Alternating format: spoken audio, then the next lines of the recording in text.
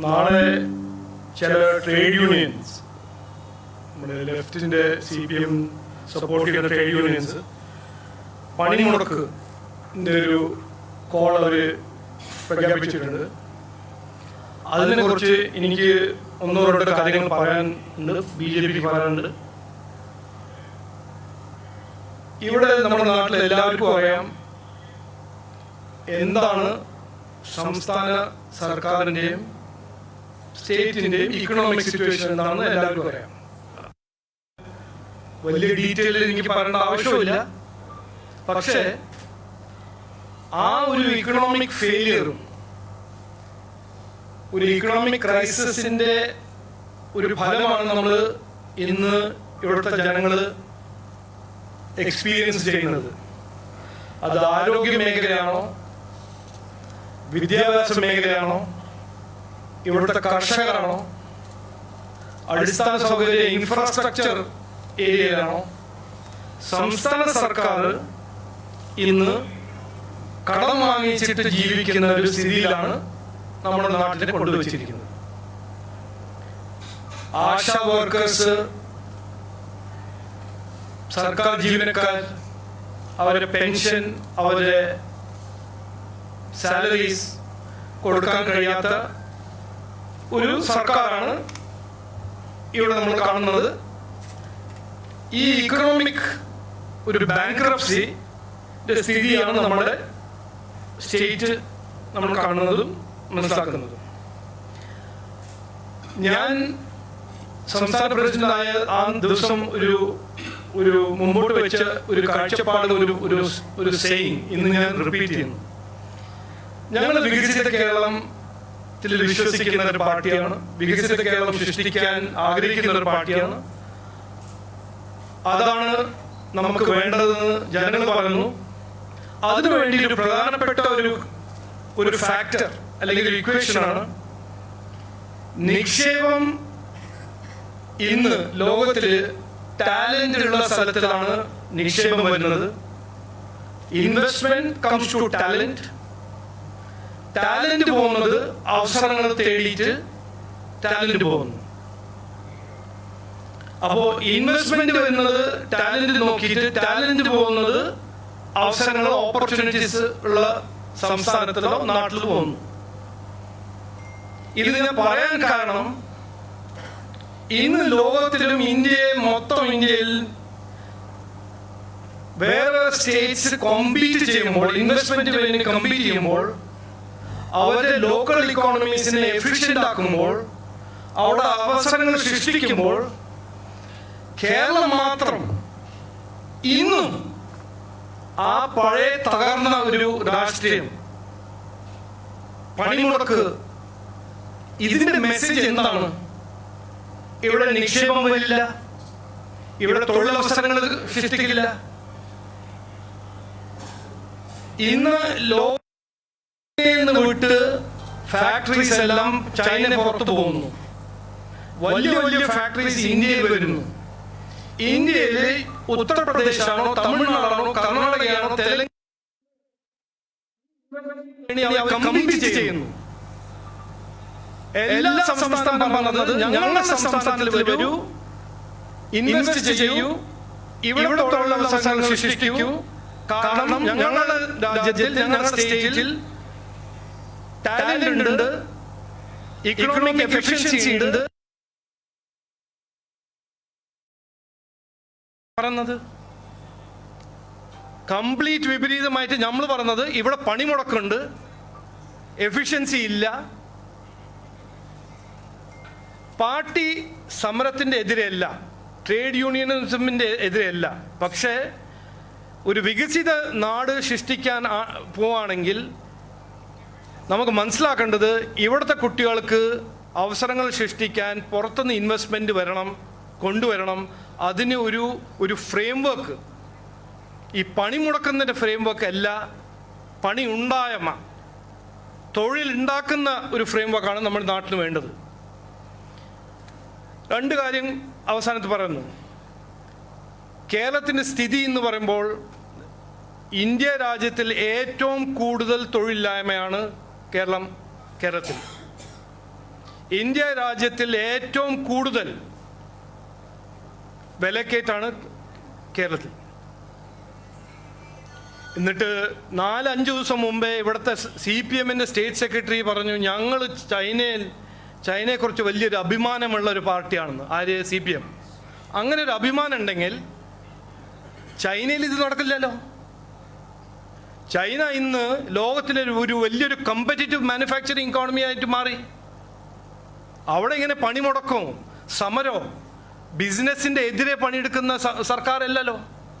അപ്പോൾ ഞാൻ പറയാൻ ആഗ്രഹിക്കുന്നത്, CPM അങ്ങനെ ചൈനയിൽ നിന്ന് പഠിക്കുകയാണെങ്കിൽ ഇത് പഠിക്കണം.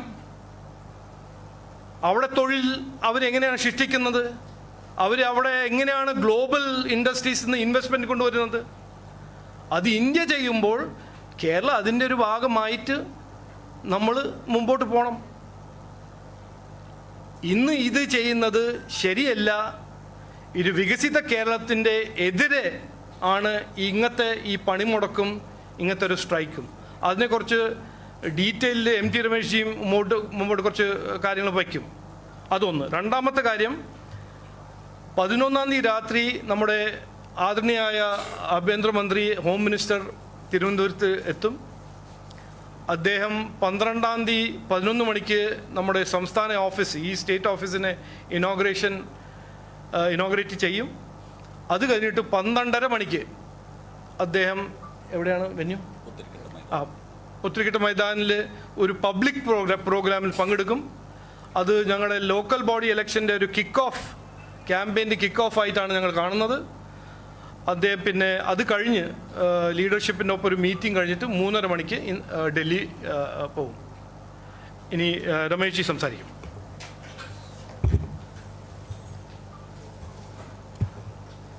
നമസ്കാരം. ദേശീയ പണിമുടക്ക് എന്ന പേരിൽ കേരളത്തിൽ അപ്രഖ്യാപിതമായ ബന്ദ് നടത്താനാണ് സംസ്ഥാന സർക്കാർ ശ്രമിക്കുന്നത്. ഈ പണിമുടക്കും ബന്ധം ഒരു സർക്കാർ സ്പോൺസേഡ് ബന്ദാണ്. സർക്കാരിൻ്റെ എല്ലാ സംവിധാനങ്ങളും ഉപയോഗപ്പെടുത്തി കേരളത്തെ സ്തംഭിപ്പിക്കുവാൻ ഒരു ഗവൺമെൻറ് തന്നെ നേതൃത്വം കൊടുക്കുന്നത് അങ്ങേയറ്റം ജനവിരുദ്ധമാണ്, രാജ്യ താൽപ്പര്യത്തിനെതിരുമാണ്. ഒരു ദിവസം കേരളം സ്തംഭിക്കപ്പെടുമ്പോൾ 600 മുതൽ 1000 കോടി വരെയാണ് കേരളത്തിൻ്റെ സാമ്പത്തിക നഷ്ടമായിട്ട് കണക്കാക്കപ്പെടുന്നത്. ഇത്രയും വലിയൊരു സാമ്പത്തിക നഷ്ടം കേരളത്തെപ്പോലുള്ള സംസ്ഥാനത്തിന് താങ്ങാനാവുന്നതിനും അപ്പുറത്താണ്. അതിന് ഗവൺമെൻറ് തന്നെ നേതൃത്വം കൊടുക്കുക എന്ന് പറയുന്നത് കേരളത്തിലെ ജനങ്ങളോടുള്ള യുദ്ധപ്രഖ്യാപനമാണ്. കേരളത്തിൻ്റെ വികസനത്തെ പുറകോട്ട് നയിക്കാൻ വേണ്ടിയിട്ടുള്ള പരിശ്രമത്തിൻ്റെ ഭാഗമായിട്ട് മാത്രമേ അതിനെ കാണാൻ വേണ്ടി സാധിക്കുള്ളൂ. രണ്ടാമത്, ദേശീയ പണിമുടക്ക് എന്ന പേര് തന്നെ അപ്രസക്തമാണ്. രാജ്യത്തെവിടെയും ഈ പണിമുടക്ക് ബാധിക്കുന്നില്ല. ഇന്ത്യയിലെ വ്യാവസായിക നഗരങ്ങളെയോ സാമ്പത്തിക നഗരങ്ങളെയോ ഒന്നും ബാധിക്കാതെ കേരളത്തിലെ ജനങ്ങളെ മാത്രം എന്തിനാണ് ഈ IND മുന്നണി ഇങ്ങനെ ശിക്ഷിക്കുന്നത് എന്നുള്ളതാണ് ഏറ്റവും പ്രധാനപ്പെട്ട പ്രശ്നം. അതുകൊണ്ട് നേരത്തെ ഇവിടെ സൂചിപ്പിച്ചതുപോലെ തൊഴിലാളികൾക്ക് സമരം ചെയ്യാൻ അവകാശമുണ്ട്. പക്ഷേ ജനങ്ങളുടെ അവകാശത്തെ സംരക്ഷിക്കാനാണ് ഗവൺമെൻറ് തയ്യാറാകേണ്ടത്. ജനങ്ങളുടെ സഞ്ചാര സ്വാതന്ത്ര്യത്തെയും തൊഴിലെടുക്കാനുള്ള അവകാശത്തെയും സംരക്ഷിക്കുക എന്നുള്ളതാണ് ഒരു ഗവൺമെൻറ് തയ്യാറാകേണ്ടത്. അതുകൊണ്ട് ഈ പണിമുടക്കിനെ നേരിടാൻ ഗവൺമെൻറ് തയ്യാറാകണമെന്ന് BJP ആവശ്യപ്പെടുകയാണ്. പണിമുടക്കുന്ന തൊഴിലാളികൾക്ക് ഡയസ്നോൺ ഏർപ്പെടുത്താൻ സർക്കാർ തയ്യാറാകണം. തൊഴിലാളികൾ പണിമുടക്കുമ്പോൾ പണിമുടക്കി ശമ്പളം മേടിക്കുക എന്നുള്ള അങ്ങേയറ്റം വിചിത്രപരമായ കാര്യമാണ് കേരളത്തിലുള്ളത്. അതുകൊണ്ട് പണിമുടക്കുന്ന തൊഴിലാളികൾക്ക് ഡയസ്നോൺ ഏർപ്പെടുത്താൻ സംസ്ഥാന സർക്കാർ തയ്യാറാകണമെന്ന് BJP ആവശ്യപ്പെടുകയാണ്. മാത്രമല്ല, ഈ പണിമുടക്കിന് ആഹ്വാനം ചെയ്യുന്ന തൊഴിലാളി സംഘടനകൾ എന്ത് ആവശ്യത്തിന് വേണ്ടിയിട്ടാണ് പണിമുടക്കിന് ആഹ്വാനം ചെയ്യുന്നത് എന്ന് വ്യക്തമാക്കാൻ തയ്യാറാകണം. ദേശീയ തൊഴിൽ നിയമത്തിൽ ഏതിനോടാണ് അവരുടെ എതിർപ്പുള്ളത് അതിപ്പോഴും വ്യക്തമാക്കാൻ തയ്യാറായിട്ടില്ല. ദീർഘമായിട്ടുള്ള ചർച്ചകൾക്കും ആവശ്യമായിട്ടുള്ള കൂടിയാലോചനകൾക്കും പാർലമെൻ്ററി ഡിബേറ്റുകൾക്കും ഏറ്റവും അവസാനം തൊഴിലാളി സംഘടനകളുമായിട്ടുള്ള ഒന്നിലേറെ പ്രാവശ്യമുള്ള ചർച്ചകൾക്കും ശേഷമാണ് 2019-ലും 2020-ലുമായി ദേശീയ തൊഴിൽ നിയമം നടപ്പിൽ വന്നത്. രാജ്യത്ത് കഴിഞ്ഞ അരനൂറ്റാണ്ട് കാലമായി നിലവിലുള്ള 144ഓളം നിയമങ്ങളെ ക്രോഡീകരിച്ചുകൊണ്ട് ആണ് ഈ നിയമം നിലവിൽ വന്നിട്ടുള്ളത്. ആ നിയമത്തെ ലോകം മുഴുവനും വീക്ഷിച്ചത് ചരിത്രപരമായിട്ടുള്ള തീരുമാനമെന്നാണ്. കാരണം നമ്മുടെ രാജ്യത്തിൻ്റെ ചരിത്രത്തിൽ ആദ്യമായി തൊഴിലാളികൾക്ക് മിനിമം വേജ് കിട്ടുന്ന, ആ മിനിമം വേജ് എല്ലാവർക്കും നിയമപരമായി നിർബന്ധമാക്കുന്ന ഏറ്റവും വിപ്ലവകരമായ ചരിത്രപരമായ ഒരു നിയമം നടപ്പിൽ വന്നിട്ട് 5 വർഷം കഴിഞ്ഞു. ഈ 5 വർഷം കഴിഞ്ഞിട്ടും ഇപ്പോഴും ആ നിയമത്തിൻ്റെ പേരിൽ ആളുകളെ പണിമുടക്കിന് ആഹ്വാനം ചെയ്യുന്നത് എന്തിൻ്റെ പേരിലാണ്? അതുകൊണ്ട് സത്യത്തിൽ ഈ പണിമുടക്കിന് ആഹ്വാനം ചെയ്ത തൊഴിലാളി സംഘടനകളും രാഷ്ട്രീയ നേതൃത്വവും അത് സംബന്ധിച്ചുള്ള വിശദീകരണം കൊടുക്കാൻ തയ്യാറാവേണ്ടതാണ്. അതുകൊണ്ട് ജനങ്ങളുടെ സഞ്ചാര സ്വാതന്ത്ര്യം സംരക്ഷിക്കാൻ സർക്കാർ ഇടപെടണം. KSRTC ബസ്സുകളും സ്വകാര്യ വാഹനങ്ങളുമെല്ലാം തടഞ്ഞാൽ ആ വാഹനങ്ങളിൽ യാത്ര ചെയ്യുന്നവരെ സംരക്ഷിക്കാൻ ഗവൺമെൻറ് തയ്യാറാവണം. നാളെ ഈ ജോലി ചെയ്യാൻ വരുന്നവർക്ക് ആവശ്യമായ സംരക്ഷണം ഏർപ്പെടുത്താൻ വേണ്ടി തയ്യാറാവണം. അതുകൊണ്ട് സർക്കാർ ചെയ്യേണ്ടത് പണിമുടക്കുന്നവരെയല്ല സംരക്ഷിക്കേണ്ടത്, പണിമുടക്കിന് ആഹ്വാനം ചെയ്യുന്ന തൊഴിലാളി സംഘടനകളിൽ നിന്ന് ജനങ്ങളുടെ സഞ്ചാര സ്വാതന്ത്ര്യവും തൊഴിലെടുക്കാനുള്ള അവകാശവും സംരക്ഷിക്കാൻ പിണറായി വിജയൻ്റെ ഗവൺമെൻറ് തയ്യാറാകണം. കേരളത്തിന് വരുന്ന ഈ വലിയ സാമ്പത്തിക നഷ്ടം പണിമുടക്ക് ആഹ്വാനം ചെയ്ത തൊഴിലാളി സംഘടനാ നേതാക്കന്മാരെന്ന് ഈടാക്കാൻ സംസ്ഥാന സർക്കാർ തയ്യാറാകണമെന്നുകൂടി BJP ആവശ്യപ്പെടുകയാണ്. അതുകൊണ്ട് ഈ നിലപാട് അവസാനിപ്പിക്കണം. ശക്തമായുള്ള പ്രതിഷേധം BJP രേഖപ്പെടുത്തുകയാണ്. സർക്കാർ ഈ പണിമുടക്ക് ആഹ്വാനത്തിന് പുറകോട്ട് പോകാൻ തയ്യാറാകണമെന്ന് BJP ആവശ്യപ്പെടുകയാണ്.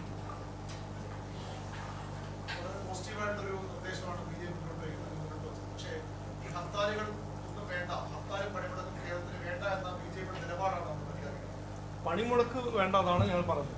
ഹർത്താലും സമരം എല്ലാം എല്ലാവരും ഒരു അവകാശമാണ്. ട്രേഡ് യൂണിയൻസും ഉണ്ടാവണം, അതെല്ലാം ശരിയാണ്. പക്ഷേ ഈ നാടിൻ്റെ ഇക്കണോമിക് പ്രൊഡക്ടിവിറ്റിയും ഇക്കണോമിക് എഫിഷ്യൻസിനെ ബാധിക്കുന്ന ഒന്നും ചെയ്യാൻ പാടില്ല എന്ന്, അതും സംസ്ഥാന സർക്കാർ അതിന് സപ്പോർട്ട് ചെയ്യാൻ പാടില്ല എന്നാണ് ഞങ്ങൾ പറയാൻ ആഗ്രഹിക്കുന്നത്. അല്ല, അതിൽ ഞങ്ങൾ വ്യത്യാസം കാണുന്നുണ്ട്. സമരവും പണിമുടക്കലിൽ വ്യത്യാസമുണ്ട്. പ്രൊട്ടസ്റ്റ് ചെയ്യാം, അത് എല്ലാവരും അവകാശമാണ്. അത് കോൺസ്റ്റിറ്റ്യൂഷനിൽ എഴുതി വെച്ചൊരു അവകാശമാണ്. പക്ഷേ ഇവിടെ ഒരു ആൻറ്റി ഇൻവെസ്റ്റർ സെൻറ്റിമെൻറ്റ് നിർത്തി നിക്ഷേപത്തിനെ ബാധിക്കുന്ന ഒരു രീതിയും ഒരു പോളിസിയും സംസ്ഥാന സർക്കാർ ചെയ്യാൻ പാടില്ല എന്നാണ് ഞങ്ങൾ പറയുന്നത്. അതെ, അതല്ല ഇതിൽ ഒരു സ്റ്റേറ്റ് നമ്മൾ കാണുന്നതാണ്. തിരുവനന്തപുരം മെഡിക്കൽ ഹോസ്പിറ്റലിൽ എക്യുപ്മെൻറ്റ് വാങ്ങാൻ കാശില്ലാത്ത സമയത്ത് ഇക്കോണമീനെ മുമ്പോട്ട് കൊണ്ടുപോകല്ലേ ചെയ്യേണ്ടത്? അതല്ലേ സ്റ്റേറ്റ് സംസ്ഥാന സർക്കാരിൻ്റെ കടമ, ഡ്യൂട്ടി അതല്ലേ?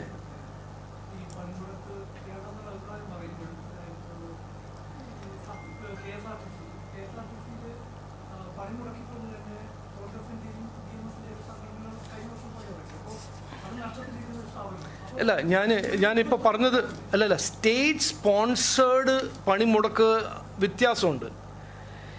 ട്രേഡ് യൂണിയൻസ് അവരുടെ അവകാശത്തിന് വേണ്ടി മുമ്പോട്ട് വയ്ക്കുമ്പോൾ അതിൻ്റെ ഒരു ഹർത്താലും സമരവും ഒരു സ്റ്റേറ്റ് സ്പോൺസേർഡ് പണിമുടക്കിൽ വ്യത്യാസമുണ്ട്. അത് ചെയ്യുന്ന സ്റ്റേറ്റ് ഏത് സ്റ്റേറ്റാണ്? ഇവിടെ കടത്തിൽ മുങ്ങുന്നൊരു സ്റ്റേറ്റ് അല്ലേ?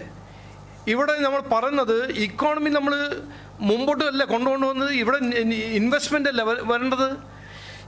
ഇങ്ങനൊരു ഹൈ അൺഎംപ്ലോയ്മെൻറ്റ് റേറ്റ് ഉള്ളൊരു സ്റ്റേറ്റിൽ എന്തായിരിക്കണം ഏറ്റവും പ്രധാനപ്പെട്ട ഒരു പോളിസി ഗോളും ഒബ്ജക്റ്റീവും? ഇവിടെ തൊഴിലുണ്ടാക്കുക, ഇൻവെസ്റ്റ്മെൻറ്റ് കൊണ്ടുവരിക. അപ്പോൾ അതല്ലേ ഏറ്റവും പ്രധാനപ്പെട്ട സംസ്ഥാന സർക്കാരിൻ്റെ മെസ്സേജ്. പക്ഷേ നമ്മൾ കാണുന്നത് എന്താണ്? സ്റ്റേറ്റ് സ്പോൺസേർഡ് പണിമുടക്ക്. ഇത് 4 കൊല്ലത്തിന് ചെയ്തില്ലല്ലോ. അപ്പോൾ ഇതിൽ ഒരു വ്യത്യാസം നമ്മൾ കാണണം. എല്ലാം ഒരു ഐഡിയോളജിക്കൽ ഒരു ബ്രഷ് ഇട്ടിട്ട് കാണേണ്ട ആവശ്യമില്ല. ഇവിടെ തൊഴിലില്ലായ്മ ഉണ്ട്. രാജ്യത്തിൽ ഏറ്റവും കൂടുതൽ അൺഎംപ്ലോയ്മെൻറ്റ് കേരള നാട്ടിലാണെന്ന് ആർക്കും സംശയമില്ല. ഇവിടെ ഇൻവെസ്റ്റ്മെൻറ്റ് വരുന്നില്ല, ആർക്കും സംശയമില്ല. ഇന്ന് ലോകത്തിലും ഇന്ത്യയിലും മൊത്തം എത്രയോ അവസരങ്ങൾ സൃഷ്ടിക്കുന്നുണ്ട്. ഇവിടെ നമ്മൾ കുട്ടികളെ എക്സ്പോർട്ട് ചെയ്യാണ്. നമ്മുടെ കുട്ടികൾ തന്നെ പോയിട്ട് ബാംഗ്ലൂർ, ഹൈദരാബാദ്, ആന്ധ്രാപ്രദേശ്, തമിഴ്നാട്ടിൽ അവർ അവിടെ തൊഴിൽ ചെയ്യുന്നു. എന്ത് കാരണമാണ് ഇവിടെ വരാത്തത്? ഇത് ചോദിക്കുമ്പോൾ അതിൻ്റെ ഒരു ഉത്തരമാണ് സ്റ്റേറ്റ് സ്പോൺസേർഡ് പണിമുടക്കുണ്ടെങ്കിൽ എന്തിന് ഇൻവെസ്റ്റ്മെൻറ്റ് ഇവിടെ വരും? അത് മാറിയിട്ടുണ്ടെങ്കിൽ നാളത്തെ ഇത് നടക്കുമോ? ഞാൻ അത് തയ്യാറാണ് അത് വിശ്വസിക്കാൻ. അല്ലല്ല, മുൻകാലത്ത് എത്രയോ കാര്യങ്ങൾ ഉണ്ടായിരുന്നു, അതെല്ലാം മാറി. പക്ഷെ ഇത് നടക്കുന്നതും ശരിയല്ല. അത് പറയാനാണ്. ചേഞ്ച് ഉണ്ടായിട്ടില്ല എന്ന് ഞാൻ പറയുന്നില്ല. BJP ഇവിടെ ശക്തമായിട്ട് എത്രയോ കൊല്ലമായിട്ട് ഇത് പറയുന്നതല്ലേ.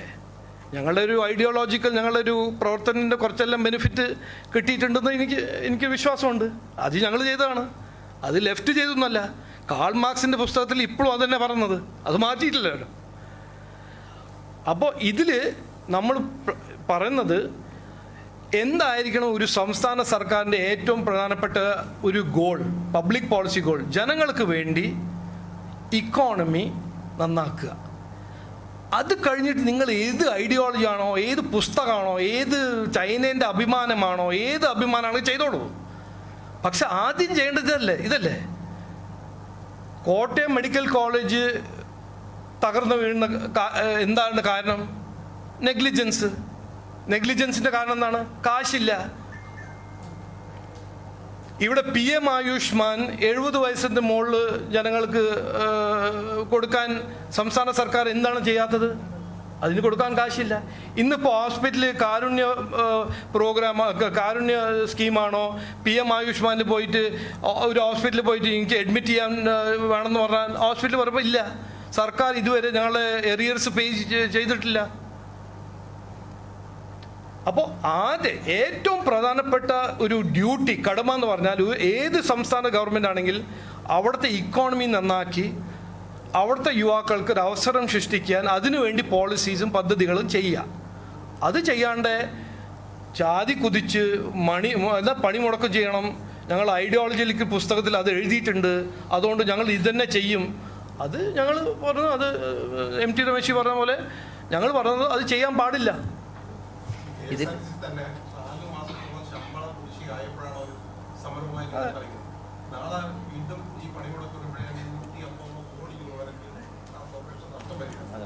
പിന്നെ ഈ സമരം നടത്തുന്ന നെല്ല് സംഭരിക്കുന്നവർക്ക് ഒന്നും കൊടുക്കുന്നില്ല. സംസ്ഥാന സർക്കാരിന്റെ കുഴപ്പം. കയറ്റിൽ അടച്ചുപോകും, കശുവണ്ടി ഫാക്ടറിയിൽ അടച്ചുപോകും, SSK ജീവനക്കാർക്ക് ഒന്നും കൊടുക്കാനില്ല. ഇതിന്റെ 10,000-ഓളം പേര്. ഈ അവസ്ഥയിലാണ് സർക്കാർ സമരമാക്കി. ഇതിൽ സമരം ചെയ്യാൻ തൊഴിലാളികൾക്കുള്ള അവകാശം പോലെ തന്നെയാണ് പണിയെടുക്കാൻ ജനങ്ങൾക്കുള്ള അവകാശം. സർക്കാർ ജനങ്ങളോടൊപ്പമാണ് നിൽക്കേണ്ടത്. പക്ഷെ നിർഭാഗ്യവശാൽ കേരളത്തിൽ കഴിഞ്ഞ ദിവസം മുഖ്യമന്ത്രി പരസ്യമായിട്ട് നടത്തിയിട്ടുള്ളത് പണിമുടക്കിന് ആഹ്വാനമാണ്. മുഖ്യമന്ത്രി പണിമുടക്കിന് ആഹ്വാനം ചെയ്യുമ്പോൾ അദ്ദേഹം ചെയ്യേണ്ട മിനിമം കാര്യങ്ങൾ ചെയ്യണ്ടേ? കഴിഞ്ഞ 45 മാസമായി കേരളത്തിൽ സർക്കാർ ജീവനക്കാരുടെ ക്ഷാമബത്ത DA കുടിശ്ശിക കൊടുത്തിട്ടുണ്ട്. ഏതാണ്ട് 10,000 കോടിയാണ് ആ DA കുടിശ്ശിക. അത് കൊടുത്തിട്ട് സർക്കാർ ജീവനക്കാരുടെ താല്പര്യം സംരക്ഷിച്ചിട്ട് വേണ്ടേ ഈ മുഖ്യമന്ത്രി പണിമുടക്ക് ആഹ്വാനം ചെയ്യേണ്ടത്? കേരളത്തിൽ നേരത്തെ ഇവിടെ നിങ്ങളുടെ ചൂണ്ടിക്കാണിച്ചവിടെ KSRTC ജീവനക്കാരുടെ ശമ്പളവും ഇല്ല, പെൻഷനും ഇല്ല. അത് കൊടുക്കാൻ ഈ സർക്കാരിന് സാധിക്കുന്നില്ല. കേരളത്തിലെ എല്ലാ സർക്കാർ സ്ഥാപനങ്ങളും പൊതുമേഖലാ സ്ഥാപനങ്ങളും പിൻവാതിൽ നിയമനമാണ്. പിന്നെ ഏത് കരാർ ജീവനക്കാരെ നിയമിക്കുന്നതിനായിട്ടാണ് ഈ സംസ്ഥാന സർക്കാർ സമരം ചെയ്യാൻ വേണ്ടി പോകുന്നത്? ഇന്ത്യയിൽ ഏറ്റവും കൂടുതൽ പിൻവാതിൽ നിയമനം നടക്കുന്ന സംസ്ഥാനം കേരളമാണ്. കരാർ അടിസ്ഥാനത്തിലാണ് എല്ലാവരും ജോലി കൊടുക്കുന്നത്. ഇത് തന്നെ രാഷ്ട്രീയ താല്പര്യത്തിൻ്റെ പുറത്താണ് ഈ കരാർ നിയമനങ്ങൾ. ഇന്ത്യ രാജ്യത്ത് എവിടെയും രാഷ്ട്രീയ താല്പര്യത്തെ പുറത്ത് ബന്ധുക്കളെയും കുടുംബാംഗങ്ങളെയും കരാർ നിയമത്തിന് വേണ്ടി പിൻവാതിൽ നിയമനം നടത്തുന്നില്ല. അത് നടത്തുന്ന മന്ത്രിമാരുടെയും CPM നേതാക്കന്മാരുടെയും ബന്ധുക്കളെ കരാർ അടിസ്ഥാനത്തിൽ പിൻവാതിൽ നിയമനം നടത്തുന്ന ഒരു ഗവൺമെൻറ്, കേന്ദ്ര ഗവൺമെൻറ്റിനായിട്ട് എന്തടിസ്ഥാനത്തിലാണ് സമരം ചെയ്യുന്നത്? അതുകൊണ്ട് സംസ്ഥാന സർക്കാർ ചെയ്യേണ്ടത് സമരം ചെയ്യുന്നതിന് മുമ്പ് കേരളത്തിലെ തൊഴിലാളികളുടെയും ജീവനക്കാരുടെയും താല്പര്യം സംരക്ഷിച്ചിട്ട് വേണം ഇവർ സമരം ചെയ്യേണ്ടത്. അതിനാണ് മുഖ്യമന്ത്രി തയ്യാറാക്കേണ്ടത്. മുഖ്യമന്ത്രി കേന്ദ്ര സർക്കാരിനായിട്ട് രാഷ്ട്രീയ സമരമല്ല, കേരളത്തിലെ ജനങ്ങളുടെ താല്പര്യം സംരക്ഷിച്ച ശേഷമാണ് അദ്ദേഹം സമരരംഗത്തിറങ്ങേണ്ടത്. അതാണ് BJP ആവശ്യപ്പെടുന്നത്.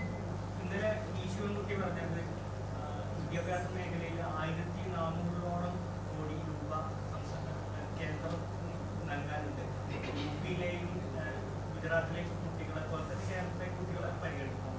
അതേ അർത്ഥത്തിൽ വ്യത്യസ്ത മേഖലയിൽ കേന്ദ്രം പണം നൽകാനുണ്ടെന്നാണ് സംസ്ഥാന സർക്കാരിന്റെ വാദം. ആ രീതിയിൽ പണം കിട്ടാത്തത് കൊണ്ടാണ് നിലവിൽ സാമ്പത്തിക പ്രതിസന്ധി ഉണ്ടാകുന്നതെന്നൊക്കെയാണ് സംസ്ഥാന സർക്കാർ പറഞ്ഞത്. കേന്ദ്രം പറയുന്ന പദ്ധതി നടപ്പിലാക്കിയാൽ പൈസയും കിട്ടും. പണം മതി, പദ്ധതി വേണ്ട എന്ന് പറഞ്ഞാൽ എങ്ങനെ നടക്കുക? എന്താണ് PMC പദ്ധതിയിൽ കേരളം ഒപ്പിടാത്തത്? PMC പദ്ധതി കേരളം ഒപ്പിട്ടാൽ കേരളത്തിന് പൈസ കിട്ടും. ഞങ്ങൾക്ക് പണം മാത്രം മതി, കേന്ദ്രത്തിൻ്റെ പദ്ധതിയൊന്നും വേണ്ട എന്ന് പറഞ്ഞാൽ അത് നടപ്പിലാകില്ല എന്ന് ശിവൻകുട്ടി മനസ്സിലാക്കിയാൽ മതി. അതേതാണ് നടപ്പിലുള്ള കാര്യമല്ല. പണം കിട്ടണമെങ്കിൽ പദ്ധതി നടപ്പിലാക്കണം.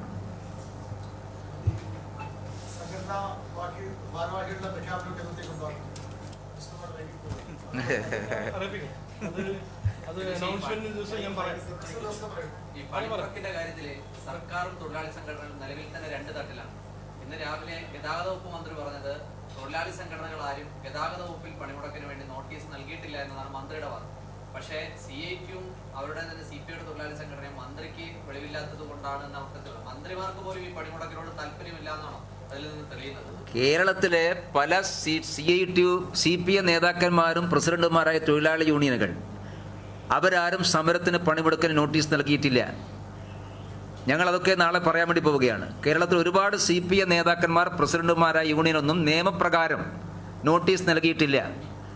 അപ്പോൾ കേന്ദ്ര പൊതുമേഖലാ സ്ഥാപനങ്ങളിൽ നിയമപ്രകാരം നോട്ടീസ് കൊടുക്കാതെ പണിമുടക്ക് നടത്തിയാൽ അതെന്ത് ചെയ്യണമെന്ന് കേന്ദ്ര സർക്കാരിനറിയാം, കേന്ദ്ര പൊതുമേഖലാ സ്ഥാപന അധികാരികൾക്കറിയാം.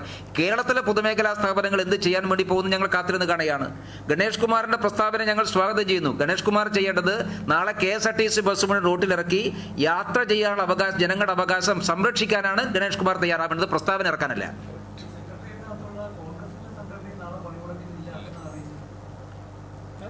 ആ മുന്നണി കേരളത്തിൽ 2 അഭിപ്രായമാണല്ലോ എല്ലാ കാര്യത്തിലും, അതങ്ങനെയാണല്ലോ. പക്ഷേ ദേശീയ പണിമുടക്കിനോട് കോൺഗ്രസിൻ്റെ നിലപാടെന്താണ്?